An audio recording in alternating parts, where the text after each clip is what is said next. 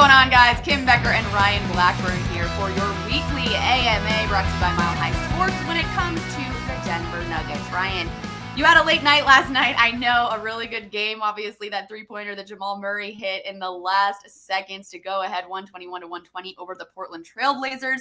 At least you're coming home with a win, right? Absolutely. No, it was a lot of fun. This was a great game, and it was nice for me to be there because Jamal has been going through some tough times.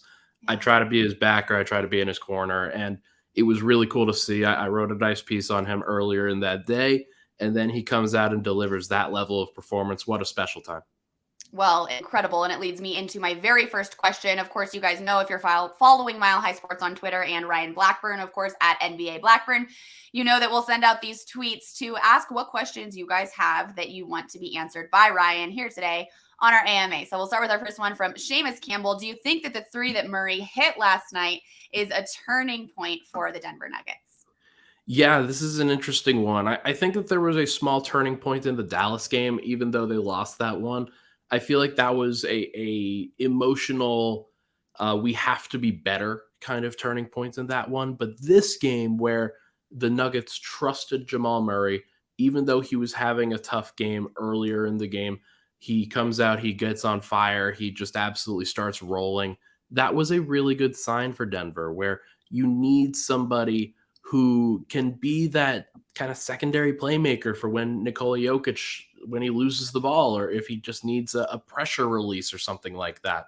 On that final play, it was actually Nikola Jokic who was supposed to be the scorer. He was supposed to be the guy who was taking that final shot for the tie. And as it turns out, it goes to Jamal Murray because Nikola Jokic kind of fumbled the ball a little bit, and Jamal took advantage of that opportunity. And in the absolutely biggest way on the very, very big stage, it was a big deal. We will see if that momentum continues. I can't sit here and predict that Denver is going to be a perfectly great team as a result, but it's going to be very interesting either way. Absolutely. No, it was so thrilling. It's always fun to watch those last minute shots when it's the away team that makes the shot and is winning, because the whole crowd just like deflates, but it's just like, this moment that you're so excited watching it from the TV, and it's just like not the same atmosphere. But no, it was pretty cool to see from the television as well. All right, we're moving right along here. We've got a question from Jolene. Any idea when we might get to see MPJ return to the rotation, Ryan? Yeah, so we got a little bit of a word from Michael Malone. He was asked by Mike Singer at the previous game whether there had been a national report that Michael Porter Jr. was getting a little bit closer. Malone didn't necessarily confirm or deny that report, but I get the sense that Porter is on his way back. He'll either be back probably this Saturday or next Wednesday in terms of the game that he is going to actually return for. He's on his way. The Nuggets haven't felt the need to put out a statement on him in terms of, hey, this is going to be a long-term injury, which leads me to believe that it's going to be more short. It's still short-term. I know that he's missed several games in a row here, but this just kind of happens. It's a nagging heel injury that he's been dealing with, trying to get back on the court, and sometimes it takes a little bit longer than expected. So I think he will be back relatively soon, but we will see. Not really something you want to mess with either. It's a heel contusion, right?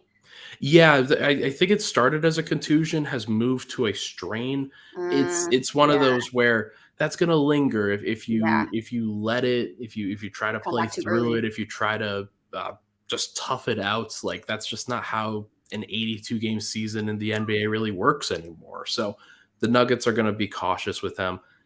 Given how many injury issues he's already faced in his career, I'm not surprised that they're taking a little bit of time here. Yeah, no, I agree with you there. Oh, that hurts me just thinking about that. Your heel, especially when you're running around on a court like that, it's not something you want to be giving you any kind of trouble. Absolutely. Yeah. So, makes sense. All right, we're on to the next. This one from a Nuggets championship train. Like that little name there. If MPJ, we're saying on MPJ here, if Michael Porter Jr. returns soon, do you think they would rest Murray a couple of games? Yeah, so Denver, they haven't had a lot of opportunities to rest guys lately just because, well, when you're losing, it's kind of difficult. When you are sort of already down a player in Michael Porter. When you take out Jamal Murray from that equation, it puts a lot of strain on Nikola Jokic, a lot of strain on players like Bones Highlands. So I'm not surprised that Murray has played as many games as he had over the beginning of the season, but there are some back-to-backs coming up. I think there's one in late December that they will probably sit him during at least one of those. And when Porter comes back, don't be surprised if Denver sits him. If Denver sits Jamal an extra game or two here or there, just because of the wear and tear on his body. You want to keep him healthy. You want to keep him going in the right direction as opposed to breaking down later in the season if he's playing too many minutes. So I take this as a good sign that I think Porter will be back relatively soon, and Denver can kind of balance out the rotations after that point and say, yeah, babe, Jamal, take a day off. Kentavious Caldwell Pope, take a day off. Bruce Brown, take a day off. Guys like that. So we'll see whether that actually manifests itself, but it would be nice if Denver could get some other guys some rest. Yeah, absolutely. All righty, cool. We've got one from Rob Lowe. Why isn't Zeke getting any more minutes, especially with MPJ out? It seems like there's two different backup roles he could play, but we're not seeing that happen. What's going on, Ryan? Yeah, so I thought that Zeke would play in this last game. One of the reasons why he didn't play was it was DeAndre Jordan's 1,000th game in his NBA career. And so that's a big milestone. You want to achieve that. There's no doubt that Denver was going to go that direction. And to be clear, DeAndre Jordan played pretty well, and he's had some good moments. DeAndre Jordan has over the course of these past couple games that he's played. So it's not like Denver's being like they're bad in those situations. I do think that DeAndre, there are definitely some times for him. There are definitely some times for Zeke. One of the issues, and I think this was mentioned by Rob, Jeff Green just returned from his absence, and he's one of the guys that Michael Malone is going to trust, along with Vlatko Čančar. Both of those guys kind of in that power forward role. Zeke is more of a center for the Nuggets this year, and when Zeke is playing the 5, I think it makes a little bit more sense than when he's playing the 4 next to DeAndre Jordan, just because that's a little bit slow and clunky, and there's just not a lot of dynamic ability there and switching ability and whatnot. I think that there are some opportunities for him to play either the 4 or the 5 a little bit more, but given Denver's roster right now, I'm not surprised that it's taken a little bit of time. Denver, I think they're better when they go smaller, and so maybe he'll play a little bit more when he's at the 5 at the center. But if DeAndre Jordan is out there, I'm not surprised that he's not playing next to him on the second unit, which I think is what Rob is getting at here. Right. It's tough. Like it's just Denver's got a good rotation going. They have had some success lately with their bench. Last game was a really successful one. DeAndre Jordan was a part of that. Jeff Green was a part of that. And those guys, they play Zeke's position. Mm-hmm. Mm-hmm. Yeah, and they're playing off of each other. So when you see that happen, it's like, why fix it if it's not broken at the moment, right? Right, absolutely. All right, Ryan, we've got one here from Chris Hudson. What's wrong with Joker's shot? Threes and free throws seem to be problematic. Do you agree? Yeah, I want to pull up the numbers actually on this one because I really dig in here. Want to confirm. Yeah, so Joker right now he's shooting a really high percentage from 2-point range. Yeah. Unfortunately, 3-point range, 32%, which is it's lower than what his career average is. 80% from the free throw line, which is lower than his career average.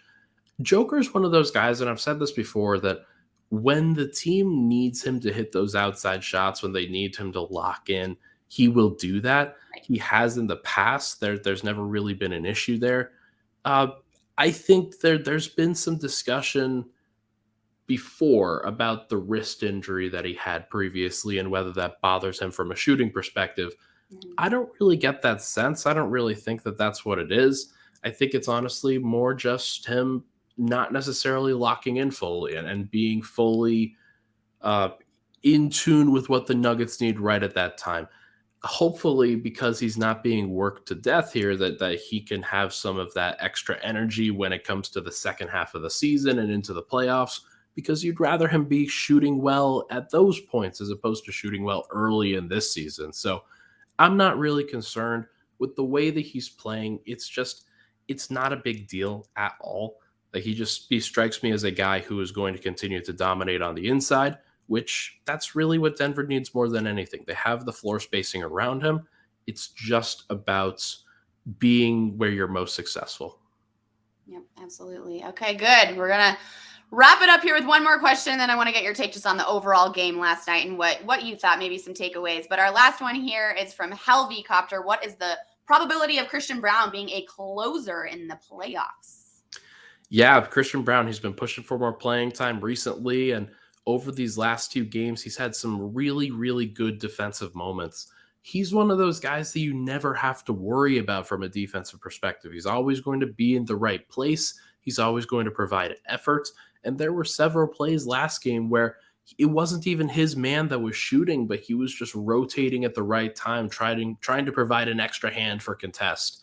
And he was doing it at such a smart time that even when he kind of abandoned his own personal assignments, it didn't matter because he knew that the other guy was going to shoot, and they did. So great stuff from Christian Braun over the course of these last couple games. Will he be a closer? I don't think so. Like, it's tough because in this Nuggets rotation, you have, I think, 6, maybe 7 players ahead of him that make more sense in the closing lineup. You've got the starters with Murray, KCP, Porter, Gordon, Jokic. You've got Bruce Brown off the bench, and you might even have Bones Highland at various points where when he's playing well, when he's shooting the lights out, maybe he's a guy that you go to in place of Bruce Brown or KCP.